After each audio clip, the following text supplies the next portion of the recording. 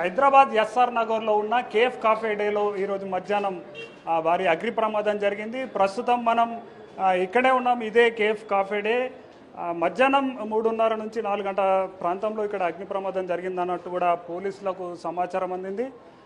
పోలీసులు, అగ్నిమాపక సిబ్బంది వీరందరూ కూడా సమాచారం అందుకోగానే తొందరగా వచ్చేసి ఇక్కడ ఉన్న మెయిన్గా కేఫ్ కాఫే డేలో ఉన్న ఎవరైతే కస్టమర్స్ ఉంటారో కస్టమర్స్తో పాటు వాళ్ళ యజమానులకు కూడా ఎటువంటి ప్రాణ నష్టం జరగకుండా కాపాడినట్టు మనకు తెలుస్తుంది.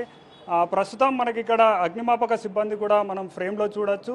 వీళ్ళందరూ కూడా సమాచారం అందుకోగానే చాకచక్యంగా వివరించడంతో ఇక్కడ ప్రాణ నష్టం జరగలేనట్టు కూడా మనకు తెలుస్తుంది. ఒక్కసారి ఈ అగ్నిమాపక సిబ్బందితో మాట్లాడదాం. సార్, ఎప్పుడు జరిగింది, మీకు ఎప్పుడు సమాచారం వచ్చింది సార్? ఈ ఫైర్ యాక్సిడెంట్ 3:40, 3:50 మధ్యలో అయిందండి. ఫైర్ యాక్సిడెంట్ మాకు కంట్రోల్ రూమ్ నుంచి ఫైర్ యాక్సిడెంట్ అనేది ఇన్ఫర్మేషన్ రాగానే ఇమ్మీడియట్గా టర్న్ అవుట్ అయ్యి ఇక్కడికి వచ్చేసాం మేము. మా క్రూ మేము ఇక్కడికి రాగానే బిల్డింగ్ అబ్జర్వ్ చేయగానే బ్యాక్ సైడ్ నుంచి స్మోక్ వస్తున్నట్టు బయట ఉన్న వాళ్ళు చెప్పిన దాని ప్రకారం కిచెన్ ఏరియాలో ఫైర్ అవుతుందని చెప్పేసి మేము అబ్జర్వ్ చేసాము. చేయగానే ఇమీడియట్గా కిచెన్ ఏరియాకి బ్యాక్ సైడ్ నుంచి అప్రోచ్ అయ్యి అక్కడ ఫైర్ జరుగుతుంది, ఎక్కడి నుంచి యాక్సెస్ ఉందని చెప్పేసి మేము విండోస్ చూసినాము. విండోస్ బ్రేక్ చేసేసి ఇమీడియట్గా ఫైర్ ఫైటింగ్ స్టార్ట్ చేసినాము. అలాగే ఆ ఫైర్ ఫైటింగ్ స్టార్ట్ చేసి మా వాళ్ళు టీం అటు స్టార్ట్ చేశారు. ఇంకొకరు బిఎస్ఎట్ వేసుకొని మా జమీందార్ గారు పి రాజు జమీందార్ అని ఎలిఫెంట్ వీళ్ళు బిఎస్ఎట్ వేసుకొని ఇమీడియట్గా ఎంట్రన్స్ నుంచి పైకి వెళ్ళడం జరిగింది. అదే సమయంలో మాకు తెలిసిన విషయం ఏంటంటే ఒక 6 ఇద్దరేమో టెనెంట్స్ ఇక్కడ రూమ్కు వచ్చి ఇందులో వాళ్ళు ఆక్యుపై చేశారని, ఒక 4 మెంబర్స్ ఇందులోనే ఎంప్లాయీస్ అని తెలిసింది. వాళ్ళు 4 మెంబర్స్ పైన టెర్రస్ పైన ఉన్నారు, ఇద్దరేమో ఈ రూమ్స్లో ఉన్నారు. వీళ్ళని ఎంబటే ఇమీడియట్గా పైకి వెళ్ళేసి అక్కడ ఆ టైంకి స్మోక్ అంతా అక్యుములేట్ అయిపోయిందండి. వెళ్ళేసి మా వాళ్ళు అబ్జర్వ్ చేసి ఆ లేడీ బాగా స్మోక్ని ఇన్హేల్ చేసినట్టు అబ్జర్వ్ చేసి చేయగానే ఇమీడియట్గా మన అతను అగ్ని ప్రమాదం జరిగేటప్పుడు ఇందులో ఎంతమంది ఉన్నారు? ఇందులో 6 మెంబర్సే ఉన్నారు. అంతా ఎవాక్యువేట్ అయిపోయారు బయటికి, ఎవరు అంతా బిల్డింగ్ బయటనే ఉన్నారు. 4 మెంబర్స్ టెర్రస్ పైన, ఇద్దరు మాత్రం ఒకరు సెకండ్ ఫ్లోర్ 201 సెకండ్ ఫ్లోర్లో ఉన్నారు ఇద్దరు. సో వాళ్ళని బయటకు తీసుకురావడం జరిగింది. ఆ లేడీ, ఆమె పేరు హవిల్లా మోసెస్, ఆమె బాగా స్మోక్ని ఇన్హేల్ చేసింది. ఆమెను ఇమీడియట్గా అంబులెన్స్ ఎక్కించేసి నియరెస్ట్ హాస్పిటల్కి పంపించిన వాళ్ళు వాళ్ళు ట్రీట్మెంట్ చేశారు.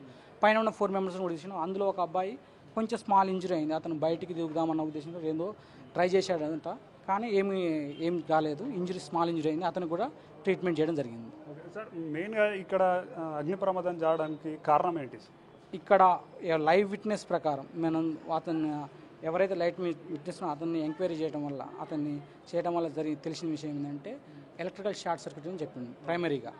మేము ఫర్దర్గా ఇన్వెస్టిగేషన్ చేసి డీటెయిల్గా మేము రిపోర్ట్ చెప్తాం. ఓకే, వారితో పాటు ఫైర్ సిబ్బంది ఉన్న శ్రీనివాస్ అనే సిబ్బంది కూడా వాళ్ళ ప్రాణానికి ఒడిగడిపి కూడా ఒక మహిళను కాపాడినట్టు చెప్తున్నారు. అన్న, చెప్పండి, మీరు లోపలికి వచ్చినప్పుడు ఆ మహిళ పరిస్థితిలో ఉండే, మీరు ఆమెను ఎలా కాపాడారు? మా దగ్గర టోటల్ టీంలో 2 మెంబర్స్ బ్యాక్ సైడ్ నుంచి ఫైర్ ఫైటింగ్ చేస్తున్నప్పుడు ఇంకా ఇద్దరం ఏం చేసామంటే పైకి వెళ్ళి చూసి వద్దామని చెప్పేసి నేను మా జమీందార్ సార్ పైకి వెళ్ళాము. ఆమె చాలా స్మోక్ ఎక్కువ ఇన్హేల్ చేయడం వల్ల ఆమెకి నేను కిందికి రాలేను బాబు అని చెప్తే, నేను పర్సనల్గా బిఎస్ఎట్ నేను బ్రీతింగ్ ఆపరేటర్ సెట్ అంటారు, అది నేను హ్యాండిల్ చేస్తున్నాను. నేను చెప్పాను, నా బ్రీతింగ్ ఆపరేటర్ సెట్ మీకు ఇస్తాము, మీరు దీని ద్వారా రండి అని చెప్పేసి నేను మా జమీందార్ సార్ ఏం చేసామంటే ఆమెని పైనుంచి కింద దాకా గ్రౌండ్ ఫ్లోర్ దాకా మా బ్రీతింగ్ ఆపరేటర్ సెట్ ద్వారా తీసుకొచ్చాము. ఆ తర్వాత మీ బ్రీతింగ్ ఆపరేటర్ వారికి ఇచ్చినప్పుడు మీరు ఎలా? నేను జస్ట్ నా ఖర్చుతో, ఇప్పుడు మేము ఎప్పుడైనా సరే ఫైర్ సర్వీస్ మేము ఫైర్ ఫైటింగ్ చేస్తూనే ఉంటాం కదా, మాకు స్మోక్లో నార్మల్ స్మోక్లో మేము వర్క్ చేస్తూనే ఉంటాం. ఇది మా డైలీ వర్క్ కాబట్టి మేము ఇట్లా ఖర్చుతో హ్యాండిల్ చేయగలం. అంటే మినిమం స్మోక్లో మేము వర్క్ చేస్తాం కాబట్టి మాకేం కాదు. ఆమె ఎప్పుడు చేయదు కదా, ఫస్ట్ టైం, ప్లస్ 60+ ఏజ్ ఉండొచ్చు ఆమెకి. అంత ఏజ్డ్ ఉండడం వల్ల ఆమెకి స్మోక్ వల్ల చాలా ఆక్సిజన్ దొరకట్లేదు. సో ఆమె అక్కడే అన్కాన్షియస్ అయిపోబోతుంది. నేను చెప్పాము, మీకు ఏం కాదు, మీరు ఇక్కడ ఇంకాసేపు ఉంటే ఇంకా ప్రమాదం ఎక్కువ జరుగుతుంది, నేను నాకు పర్సనల్ బ్రీతింగ్ ఆపరేటర్ సెట్ మీకు ఇస్తాము, దీని ద్వారా మీకు డైరెక్ట్ ఆక్సిజన్ అందుతుంది, మనం కిందికి వెళ్ళిపోదామని ఆమెకు ధైర్యం ఇవ్వగానే సరే అని చెప్పేసి అన్నారు. మేమిద్దరము, నేను మా జమీందార్ సార్ కొంచెం మీటర్ అండి, మేము ఆయన ఇద్దరం కలిసి చెరొక హ్యాండ్ తీసుకొని కింది దాకా వచ్చేసాము. ఇక్కడ ఈ బిల్డింగ్కి అన్ని ఫైర్ మెజారిటీస్ అన్ని ఉన్నాయి, మనకి లేదు, అది సార్. ఓకే, అది ఫైర్ సిబ్బంది, హెల్త్ సిబ్బంది వీళ్ళందరూ కూడా చాకచక్యంగా వివరించడంతో ఇక్కడ ఎటువంటి ప్రాణ నష్టం అయితే జరగలేదు. ఆస్తి నష్టం జరిగినప్పటికీ ప్రాణ నష్టం జరగలేదు కాబట్టి అందులో ఉన్న కస్టమర్స్ కానివ్వండి, పక్కకున్న స్థానికులు కూడా అందరూ ఊపిరి పీల్చుకున్నారు.